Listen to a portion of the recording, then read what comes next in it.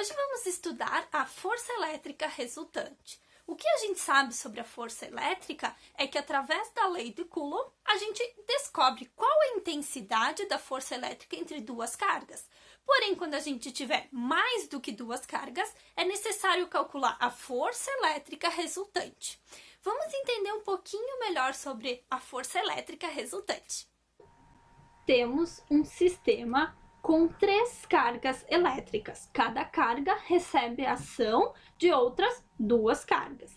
Então, por exemplo, no caso da carga 1, ela apresenta uma força com relação à carga Q3 de atração, pois apresentam sinais opostos. O mesmo ocorre com a carga Q3, que apresenta uma força de atração com relação à carga Q1. A carga Q3, ela também apresenta uma força de atração com relação à carga Q2. E a carga Q2 apresenta uma força de atração com relação à carga Q3. Com relação à carga Q2 e a carga Q1, elas apresentam sinais iguais. Então, a carga Q2 vai ter uma força de repulsão com relação à carga Q1. E a carga Q1, uma força de repulsão devido à carga 2. Com base no exemplo anterior, eu selecionei aqui apenas a carga 1, onde ela tinha as 2 forças exercendo sobre elas. Para a gente encontrar a força resultante, eu vou traçar esses 2 vetores e a minha força resultante vai ser do encontro de onde está minha carga até o ponto de encontro dos 2 vetores. Essa é a minha força resultante. Através do exemplo, a gente pode perceber de forma gráfica como é a representação da força resultante. Porém, agora eu quero saber através do valor numérico, como é que eu calculo ela? Vamos entender um pouquinho melhor sobre isso. Vamos aqui, então, 4 situações diferentes. Na primeira delas, eu tenho 2 forças.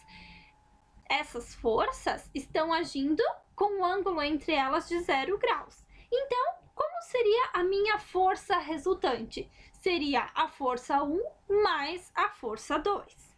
Neste segundo caso, as forças estão em sentido opostos, então eu tenho um ângulo aqui de 180 graus. Como ficaria aqui a força resultante? A força resultante seria a força 1 menos a força 2, em módulo. Por quê? Se caso esse resultado der negativo, quando está em módulo, ele vai se tornar positivo. Na terceira situação, eu tenho 2 forças com um ângulo de 90 graus entre elas. A minha força resultante vai ser através dessa fórmula. Por quê? É como se eu fosse calcular a diagonal deste quadrado. Então, a minha força resultante ao quadrado é igual à força 1 ao quadrado mais a força 2 ao quadrado. E este quarto caso serve para os demais ângulos. Eu vou calcular força resultante ao quadrado igual a força 1 ao quadrado mais a força 2 ao quadrado, mais 2 vezes a força 1 vezes a força 2, vezes o cosseno do ângulo entre elas. Por que que eu uso essa fórmula aqui? É chamada da lei dos cossenos. Eu utilizo esta quarta situação para qualquer ângulo. Finalizando esse vídeo, então, a gente pode compreender um pouquinho melhor sobre a força elétrica resultante, tanto graficamente, quanto encontrar o valor numérico dela. Por hoje era só. Até uma próxima!